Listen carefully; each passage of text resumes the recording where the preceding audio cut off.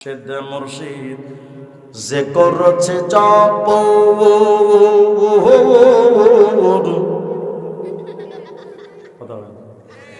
আছে না নাই? বিনা দুধে দই পাতাইয়া খাইতাছে মাখন, আর সেই মাখন খাইলে পরে ভবে ক্ষুধা তৃষ্ণা লাগে না। লোহারে বা নাইলারে কাঞ্চা সোনা। কি সুন্দর গান না? এগুলো বাউলরা আইসা গায়, আর কিছু কিছু বুড়া খাড়াস আছে দেখবেন, এদের সামনে গিয়ে আঁকের এমন ব্যবসায় থাকে, এমন ভাবে তাকায় থাকে যেন মুখের উপর ঠাড়া বসে। খাড়াস জানে কোন ও কয় কি আর তুমি শোনো কি? কত বড় কুফরি! বলে যদি তুমি মুর্শিদ মুর্শিদ পীর বাবা জিকির করো, তুমি দই ছাড়া মাখন খেতে পারবা। মানে যদি কেউ পীরের কথাই চলে, তারা শরীয়ত লাগবে না, সে মারেফতের মজা পেয়ে যাবে। বলেন তো শরীয়ত ছাড়া কোনদিন কোন মারেফত হয়? আরো জোরে কর। এরা আমাদের নাম দিছে আমরা শরীয়তি হুজুর, আর ওরা মারেফতি পাগলা, আর আমরা শরীয়তি মোল্লা। এদের পাগল ছাগল মরলে তো কবরে মোমবাতি জ্বলে, আমাদের হুজুররা মরলে তো কবরে মোমবাতি জ্বলে না। আচ্ছা বলেন তো মুমিন, কবরে মোমবাতি জ্বালানো জায়েজ না হারাম? এরা কবরে মোমবাতি জ্বালা বুঝাই জোরা কনফার্ম জান্নাতি, আর হুজুরদের কবরে মোমবাতি নাই, হুজুররা জাহান্নামী। এজন্য আমগনিয়া গান গাই, পাগল মরলে বাতি জ্বলে, মোল্লা মরলে জ্বলে না। আপনাদের দিকে নাই মনে হয়? আচ্ছা আচ্ছা, বাংলাদেশে আছে। পাগল মরলে বাতি জ্বলে, মোল্লা মরলে জ্বলে না। পাগলার কাছে খোদাই থাকে, কান্নার দলে দেখে না। টুনটুনা টুনটুন। মানে এরা কবরে মোমবাতি জ্বালা বুঝাই যে আমাদের কবর জান্নাতি, হুজুরদেরটা জাহান্নাম। আমি বললাম বেটা, আমগো কবরে মোমবাতি জ্বলবে কে? মোমবাতি তো তোদের কবরেই জ্বলার কথা, কারণ দুনিয়াতে নবীজির শরীয়ত বাদ দিয়া টাটকা জাহান্নামের টিকিট কেইটা যে কবরে গেলি, তোর কবরে যাওয়ার সাথেই যে জাহান্নামের আগুন জ্বলে, তার প্রমাণ তোর কবরের উপরেও জ্বলে। এরা বলে আমরা কিচ্ছু মানি না। বিশ্বাস করবেন, মাঝ ভান্ডারীদের একটা বই আছে, বেলায়েতে মুতলাকা, রত্ন ভান্ডার। এই দুটো বইয়ের মধ্যে লিখেছে পীরি খোদা পীরি নবী। আসতে বলে নাউজুবিল্লাহ। এরা কয় আমাদের কিচ্ছু লাগবে না, শুধু বাবা হলেই চলে। আর বাবার তো কত কোয়ালিটি, ল্যাংটাও বাবা। কি সুন্দর গান গায়, কেদামান কাতিবিন রোজা হাসরের দিন। গান বানাইছো, কেরামান কাতিবিন রোজা হাসরের দিন, আল্লাহর কাছে যদি করে অভিযোগ, আমি বলবো দুনিয়ায় ছিলাম ল্যাংটা বাবার লোক। আমি মনে মনে ভাবলাম, হারামি, তুই ল্যাংটার মুরিদ হয়ে যদি গান বানাইতে পারস, আমিও কওমি মাদ্রাসা পড়ুয়া পোলা, বিখাউস কম না। গান আমিও একটা বানাইছি, কই না থাকবার সমালোচনা করে। কেরামান কাতিবিন পাইবে যেদিন, তোরা যারা ছিলি ল্যাংটা বাবার লোক, তোদের জুতা মাইরা কইব জাহান্নামে ঢোক। গানটা তুই আমার হবার দরকার। কেরামান কাতিবিন রোজা হাসরের দিন, আল্লাহর কাছে যদি করে অভিযোগ, আমি বলবো দুনিয়ায় ছিলাম মুহাম্মাদের লোক। मोमेन जो फिदा नक्श काफे पाया नबी हो ज़ीर कदम आज भी आलम का खजीना। साहिल से लगी गा कभी मेरा भी सफीना, देखेंगे कभी शौक से मक्का व मदीना। गर सुन्नत नबवी की करे पैरवी उम्मत, तूफान से निकल जाएगा फिर उसका सफीना। आवाज दिया बोलें अल्लाहु আকবার। हजरत नूह अलैहिस सालामेर समय উম্মতেরা নূহ নবীর নৌকার মধ্যে উঠেছিল, মহাপ্লাবন থেকে যেমন মহাবিপদ থেকে বাইচা গেছে, এই দুনিয়ার উম্মতে মুহাম্মদী শোনো, এই জামানায় যদি তুমি আমি নবীজির সুন্নাতের নৌকার মধ্যে যদি উঠতে পারি, আপনারা আমার যেখানে যেখানে বিপদ সেখানে এসে দাঁড়ায় যাবেন নবী মুহাম্মদ।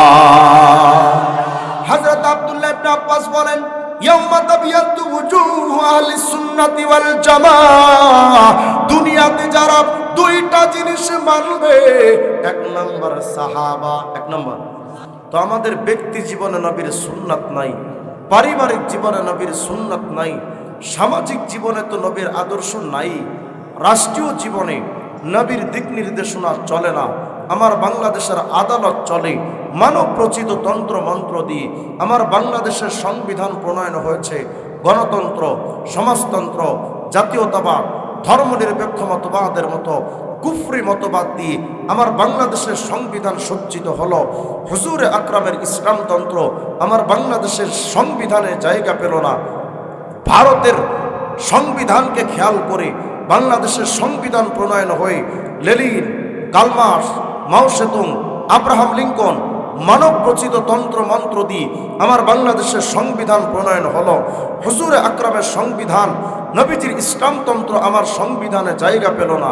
তাহলে আপনি আমি ব্যক্তি জীবনে নবীর সুন্নাত মানি নাই, পারিবারিক জীবনে নবীর সুন্নাত মানি নাই, সামাজিক জীবনে নবীর আদর্শ সিস্টেম মানলাম না, রাষ্ট্রীয় জীবনে নবীর আদর্শ মানলাম না। অথচ এরপরও আপনি আমি যখন ঠাড়া বইরা মরব, আপনাকে আমাকে কবরে রাখার সময় পুরো জাতি বলে আসবে বিসমিল্লাহি ওয়া আলা মিল্লাতি রাসূলিল্লাহ, একে রসুলের ধর্মের অনুসারী হিসেবে একে কবরে রেখে যাচ্ছি।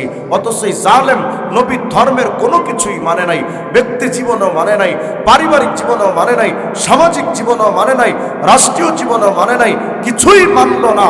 এরপরে তাকে রেখে আসলাম রসুলের ধর্মের কথা বলে। আল্লাহর সাথে এর চাইতে বড় ধোঁকাবাজি আর প্রতারণা আর কিচ্ছু হতে পারে না। আমরা হুজুরে আকরামকে কোনো অঙ্গনেই আমরা মানতে পারলাম না, আমাদের পছন্দ হলো না। নবীর ইসলাম আমাদের ব্যক্তি জীবনে পছন্দ হলো না। অথচ আল্লাহ পাক বলেছেন, শোনো, ওয়ালা তামুতুন্না ইল্লা ওয়া আনতুম মুসলিমুন, মুসলমান না হয়ে কবরে এসো না। মুসলমান হবে কেমনে? উদখুলু ফিস সিলমি কাফা, ইসলামের মধ্যে পরিপূর্ণভাবে প্রবেশ করো। তো আল্লাহর বিধান হলো ইসলামে পরিপূর্ণভাবে প্রবেশ করার হুকুম আল্লাহ পাক দিয়েছেন। আপনি আমি তো ইসলামে ঢুকেছি, কিন্তু হয়তো শুধু টুপির ইসলাম মেনেছি, দাড়ির ইসলাম হয়তো মেনেছি, পাঞ্জাবির ইসলাম হয়তো মেনেছি, নামাজ রোজা হজ যাকাতের ইসলাম হয়তো মেনেছি। হ্যাঁ, যারা ইসলাম মানছি আমরা ব্যক্তি জীবনের ইসলাম মেনেছি, পরিবারে তো ইসলাম নাই, সমাজে তো ইসলাম নাই। রাষ্ট্রে চোর চুরি করলে তার হাত কাটতে হবে রাষ্ট্রীয়ভাবে, ওটাও তো একটা ইসলাম। ডাকাত ডাকাতি করলে রাষ্ট্রীয়ভাবে তার শাস্তির ফয়সালা আছে, ওটাও তো একটা ইসলাম। জেনাকার জেনা করলে ইসলাম অনুযায়ী তার শাস্তির ফয়সালা আছে, ওটাও তো একটা ইসলাম। ওই ইসলাম তো 53 বছর স্বাধীনতার ইতিহাসে বাংলাদেশে আজ পর্যন্ত আপনি আমি মানতে পারি নাই। মেনেছি ব্যক্তি জীবনের ইসলাম, পারিবারিক জীবনে ইসলাম নাই, সামাজিক জীবনে ইসলাম নাই, রাষ্ট্রীয় জীবনে ইসলাম নাই। এরপরও দাবি করছি আমরা উম্মতে মুহাম্মদী। আপনার আমার মতো বাটপার পৃথিবীতে আর কিচ্ছু হতে পারে না। আপনি আমি হুজুরে আকরামের কোনো আদর্শ রাষ্ট্রীয়ভাবে মানতে পারলাম না, অথচ আমরা টার্গেটে আছি কি? এই দেশে শান্তি আসবে, একটা সুষ্ঠু সমাজ হবে, শান্তিময় একটা রাষ্ট্র পাবো। কবে পেয়েছেন? 53 বছর চলে গেল, বাংলাদেশের স্বাধীনতার জিকির করতে করতে জীবন যৌবন সব শেষ হয়ে গেল। আজ পর্যন্ত আপনি আমি শান্তি পাইনি, পাচ্ছি না, পাবো না। এটা খোদাই গজব। আল্লাহ বলেছেন, ওমান আরজা আন যিকরি ফাইন্না লাহু মাঈশাতান দনকা, যদি তুমি আমার ইসলামের বিধান থেকে সরে যাও, তোমার ব্যক্তি জীবনে যদি ইসলাম না থাকে, তোমার ব্যক্তি জীবনকে অশান্ত করে দেব। তোমার পরিবার যদি ইসলামের আইন অনুযায়ী না চলে, তোমার পারিবারিক জীবনে অশান্তি তৈরি করে দেব। তোমার সামাজিক আর রাষ্ট্রীয় জীবনে যদি ইসলামের আইন যদি না চলে, কোরআনের আইন যদি না চলে, আমি আল্লাহ পাক তোমার দেশে তোমার রাষ্ট্রে অশান্তি অশান্তি লাগিয়ে রাখবো, দেশে শান্তি আসবে না। যার বাস্তব প্রমাণ, স্বাধীনতার অর্ধ শতাব্দী চলে গেল, 53 বৎসর চলে গেছে, আজ পর্যন্ত এই জাতি শান্তি পায়নি। 3 লক্ষ মানুষ জীবন দিয়েছে, 2 লক্ষ মা বোন ইজ্জত দিয়েছে। এই মানুষের ইজ্জত আর জীবনের বিনিময়, রক্তের বিনিময় অর্জিত স্বাধীনতা 53 বৎসর চলে যাওয়ার পরও আজও পর্যন্ত সেই জাতি 2024 সালে এসে আবার তারা স্বাধীনতা তালাশ করে। আজও পর্যন্ত এই জাতি স্বাধীন হয়নি, হচ্ছে না। অতীতের যত সরকার এসেছিল সবাই আমাদেরকে এই ধোঁকাবাজি করে আমাদের আইওয়াশ করেছিল। সবাই বলেছিল একটা সুখময় সমাজ উপহার দিব, একটা শান্তিময় রাষ্ট্র উপহার দিব। যত সরকার এসেছে কেউ আমাদের শান্তির দিকে তালাশ করেনি, কেউ আমাদের শান্তির ফিকির করেনি। সবাই ক্ষমতার মসনদে এসেছিল তো হাসান বসরি রূপ ধারণ করে, এসেছিল তো আব্দুল কাদের জিলানির মতো বুজুর্গি রূপ ধারণ করে ক্ষমতার মসনদে এসে চুরি ডাকাতি দুর্নীতি করে দেশে বিদেশে গাড়ি বাড়ি অট্টালিকা হাঁকিয়ে তারা নিজেদের আখের গুছিয়েছে। এই 18 কোটি জনতা আগেও যেমন ফকির ছিল আজও তেমন ফকির আছে। এই জাতির উন্নয়ন হয়নি, কোন সরকার করতে পারেনি। অন্তর্বর্তীকালীন সরকারও একই ধোঁকাবাজি করছে। তারাও বলে আমরা রাষ্ট্রকে সংস্কার করব, রাষ্ট্রটা সংস্কার হবে। এটা আমি কোটিবার চ্যালেঞ্জ করে বলি, রাষ্ট্র সংস্কার এভাবে হবে না। 6 মাস 7 মাস কেন 7 বৎসর 700 বৎসরও যদি চলে যায় এই দেশের সংস্কার কোনোদিন সম্ভব না। যতদিন পর্যন্ত প্রতিটা সেক্টরে মুহাম্মদের আদর্শ আল্লাহর বিধান যতদিন প্রতিষ্ঠিত না হবে এই দেশে শান্তি আসতে পারে না। কিন্তু আপনার আমার সিস্টেম কি কথা, এই হুজুরে মোল্লাদের দ্বারা কি হবে? এই মোল্লারা তো সমাজে কিছু চালাইতে পারবে না, মোল্লাদের দ্বারা সমাজ চলবে। এটা হলো আমাদের বাংলাদেশের কতিপয় মানুষ নেতাদের বক্তব্য। আমি তোমাদের কাছে জানতে চাই মোল্লারা কি পারবে কি পারবে না, কিছুদিন ক্ষমতাটা দিয়ে দেখো না কি পারে। তবে মোল্লারা কি পারবে সেটা পরের প্রশ্ন। আমি জানতে চাই 53 বৎসরে তোরা কি ঘোড়ার ঘাস কেটেছিস আমাকে দেখো। তোমাদের দ্বারা তুই দেশের শান্তির কোন একটা সুবাতাস হয়নি। সুতরাং এটা সুস্পষ্ট বক্তব্য, তোমাদের মানব প্রচিত তন্ত্র মন্ত্র দিয়ে তোমার গণতন্ত্র, সমাজতন্ত্র, প্রজাতন্ত্র, সাম্যবাদ, পুঁজিবাদ, জাতীয়তাবাদ, বস্তুবাদ, ধর্মনিরপেক্ষ মতবাদের কুফরিতন্ত্র দিয়ে এই দেশের শান্তি আসেনি, আসছে না, আসবে না যতদিন পর্যন্ত 1400 বৎসর আগের সেই মোল্লাতন্ত্র এসে যেমন আরবের জাহিলিয়াতের আধার কেটে যেমন আরবে একটা সোনালী সমাজ উপহার দিয়েছিল, ওই মোল্লাতন্ত্র ইসলামতন্ত্র পৃথিবীর যেই মেরুতে প্রতিষ্ঠিত হয়েছিল সেই মেরুতে শান্তি এসেছিল। ওই ইসলামতন্ত্র শুধু ইতিহাসের পাতায় সীমাবদ্ধ নয়, আজও পর্যন্ত দেখা যায় আফগানিস্তানে সেই মোল্লাতন্ত্র ইসলামতন্ত্র নবীর আদর্শ প্রতিষ্ঠিত হওয়ার মাধ্যমে সেই মোল্লা টুপিওয়ালা দাড়িওয়ালা পাগড়িওয়ালা তালেবানদের মাধ্যমে মাত্র 3 বৎসরের ব্যবধানে আফগানিস্তান এখন খবর নিয়ে দেখেন চুরি নাই, ডাকাতি নাই, দুর্নীতি নাই, ধর্ষণ নাই। কোন একজন তাকড়া যুবতী গভীর রাত্রে যদি রাস্তা দিয়ে হেঁটে যায় কোনো বখাটে যুবক তার দিকে লোলুপ দৃষ্টিতে তাকায় না। কোন একজন মানুষ হাতে লক্ষ লক্ষ টাকা নিয়ে যদি হাঁটে কোনো ডাকাত তাদের দিকে রক্ত চক্ষু দিয়ে তাকায় না। তোমাদের এ কথা জাতি জেনে রাখা দরকার, মোল্লাতন্ত্র আর ইসলামতন্ত্র ছাড়া এই পৃথিবীর কোনো অঞ্চলে শান্তি হয়নি, হচ্ছে না, পশ্চিম কালেও হতে পারে না। কিন্তু আমি তো এই মোল্লাতন্ত্র মানতে চাই না। আপনার আমার কাছে মনে হবে ইসলাম তো আসছে 1400 বৎসর আগে, ওই আগের ইসলাম দিয়ে এই জমানায় শান্তি আনা সম্ভব না। এটা হলো আমাদের ধোঁকাবাজি। শুনে রাখো, আজকে তো অনেকেই বলে রাজনীতির সাথে কোরআনের সম্পর্ক নাই। অনেকে আজকে বলে রাজনীতি চলবে রাজনীতির ধারায়, ইসলাম চলবে শুধু মসজিদ আর মাদ্রাসায়, মাহফিলে আর খানকায়, এর বাহিরে ইসলাম যাবে না।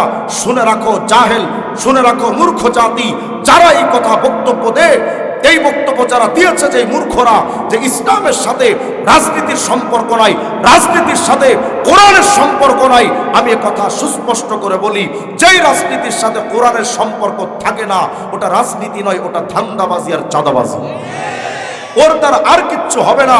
তবে শুনে রাখো, তুমি ব্যক্তি জীবনে নবীর আদর্শ তো মানলা না, সুন্নাত তরিকায় চললা না, মাথা থেকে পা পর্যন্ত নবীর সুন্নাহ মানলা না। তোমার নবী শুধু আরবের জন্য আসেনি, নবী শুধু ব্যক্তি জীবনের জন্য আসেনি। নবীজি যেমন টুপির জন্য এসেছেন, নবী তেমন দাড়ির জন্য এসেছেন, নবী তেমন পোশাকের জন্য এসেছেন, নবী তেমন পরিবারের জন্য এসেছেন, নবী তেমন সমাজ আর রাষ্ট্র ব্যবস্থার জন্য এসেছেন। আমরা তো শুধু ইসলামকে মেনে নিয়েছি মাথায় টুপির ক্ষেত্রে আর মুখে মুখের দাড়ির ক্ষেত্রে, গায়ে পাঞ্জাবির ক্ষেত্রে, নামাজ রোজা হজ যাকাতের ক্ষেত্রে নবীকে হয়তো কিছু মানুষ মডেল মেনে নিয়েছে, কিন্তু না, নবী শুধু ব্যক্তি জীবনের জন্য আসেননি, তিনি সমাজ পরিবর্তনের জন্য নবীজির আগমন হয়েছে, রাষ্ট্র পরিবর্তনের জন্য নবীর আগমন হয়েছে। ওই নবীকে তো আপনি আমি মানতে পারলাম না, তো কি যায় আসবে আমাকে বলেন? কুল কায়নাত যদি ওই নবীকে না মানে নবীজির কিচ্ছু আসে যাবে না। কুল মখলুকাত যদি ওই নবীকে না মানে নবীজির কিচ্ছু আসে যাবে না। আপনার আমার মতো টুটাফাটা এই মানুষ যদি হুজুরে আকরামকে না মানে নবীজির কিচ্ছু হবে না। কারণ আপনার আমার নবীকে মানতেন স্বয়ং ফিরিস্তারা, আপনার আমার নবীকে মানতেন আল্লাহর সকল নবী এবং রসুলরা। প্রমাণ দেখতে চান?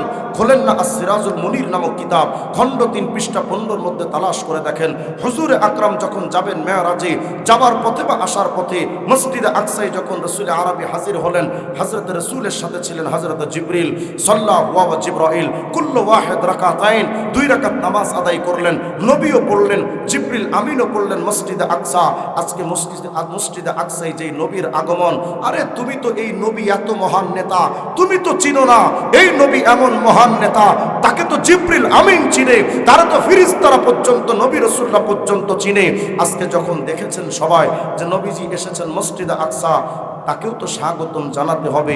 এই মুলাদি এলাকায় যদি দূরের কোনো বড় নেতা আসে, তাকে ফুলের শুভেচ্ছা দেওয়ার জন্য এলাকার গুরুত্বপূর্ণ ব্যক্তিরা যায়, তো নবী তো এসেছেন মসজিদে আকসাই, তাকেও তো স্বাগতম জানাতে হবে। স্বাগতম জানাবে কে? মসজিদে আকসাই তো কেউ হাজির নাই, হযরত জিবরিল আমিন দাঁড়িয়ে গেলেন। ফাআযানা জিবরাইল আল মালায়েকা, জিবরিল আমিন ডাক দিলেন ফেরেশতাদেরকে। ওয়া নাযালাত মিনাস সামা, আসমান থেকে ফেরেশতারা কাতারে কাতারে নেমে আসলো। কিসের জন্য?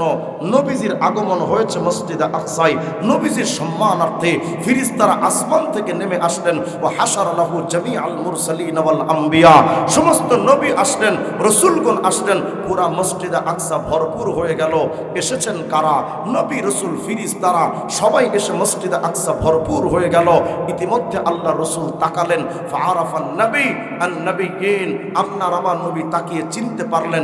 মিন বাইনে কায়েম ওয়া রাকি' ওয়া সাজিদ, হুজুরে আকরাম তাকালেন, তাকিয়ে নবীদেরকে চিনতে পারলেন। কেউ দাঁড়িয়ে নামাজ পড়ছেন, কেউ রুকুতে আছেন, কেউ সিজদায় আছেন।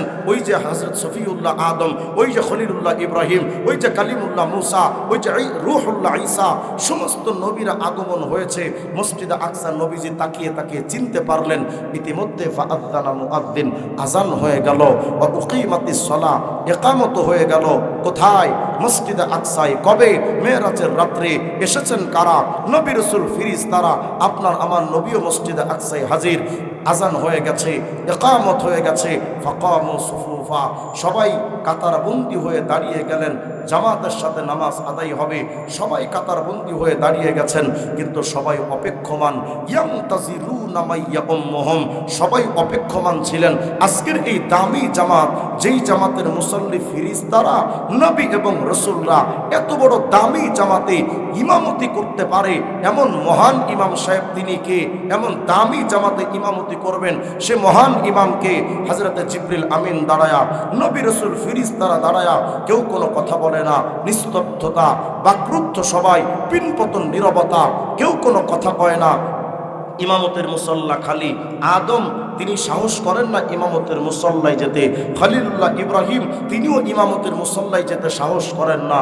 হযরত জিবরিল আমিন যখন দেখলেন সবাই দাঁড়িয়ে আছেন, জিবরিল আমিন আসছেন, এসে আপনার আমার রাসূলের ফাআখাযা বিয়াদিহি সাল্লাল্লাহু আলাইহি ওয়াসাল্লাম ফাকাদ্দামা, আপনার আমার নবীর হাতটা ধরে জিবরিল আমিন বললেন, মুহাম্মদ, আজকের এই দামি জামাতে ইমামতি করতে পারে এমন ইমাম, মহান ইমাম আর কে আছে এমন যোগ্যতাবান?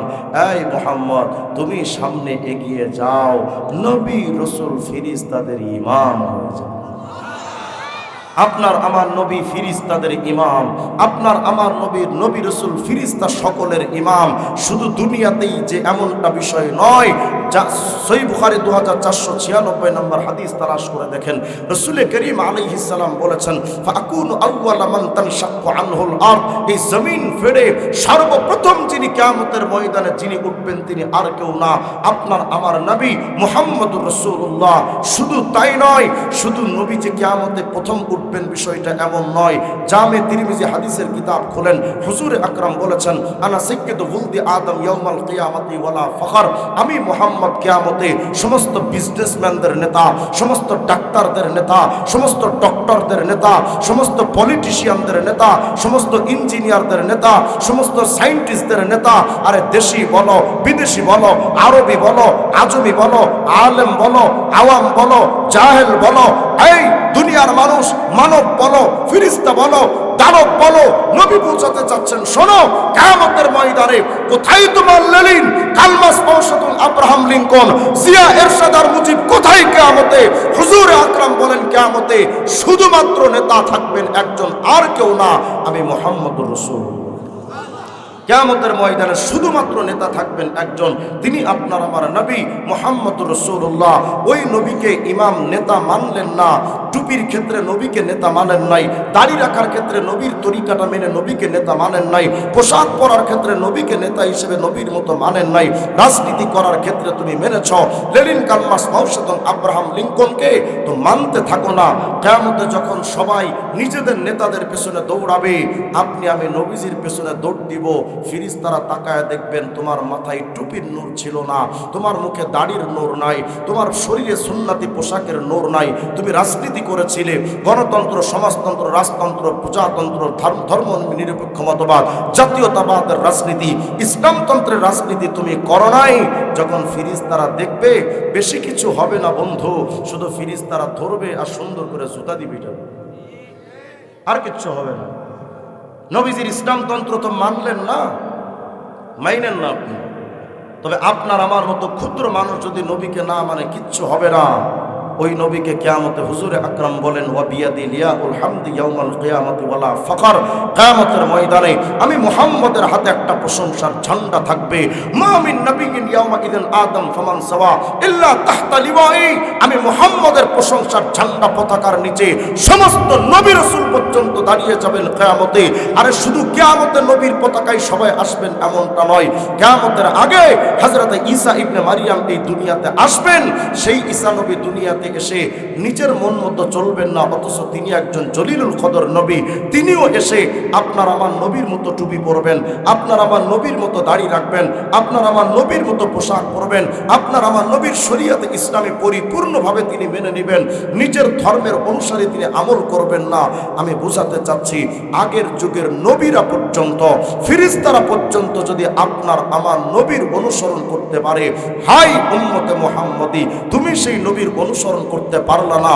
তোমার চেহারার দিকে তাকাইলে তোমার মধ্যে আর সুকুমারের মধ্যে ব্যবধান করা যায় না, তোমার কথাবার্তার দিকে তাকাইলে তোমার মধ্যে আর কুত্তার মধ্যে তফাৎ দেখা যায় না, তোমার ব্যবসা বাণিজ্যের দিকে তাকাইলে তোমার মধ্যে আর ধোঁকাবাজ প্রতারকদের মধ্যে, চোর বাটপারদের মধ্যে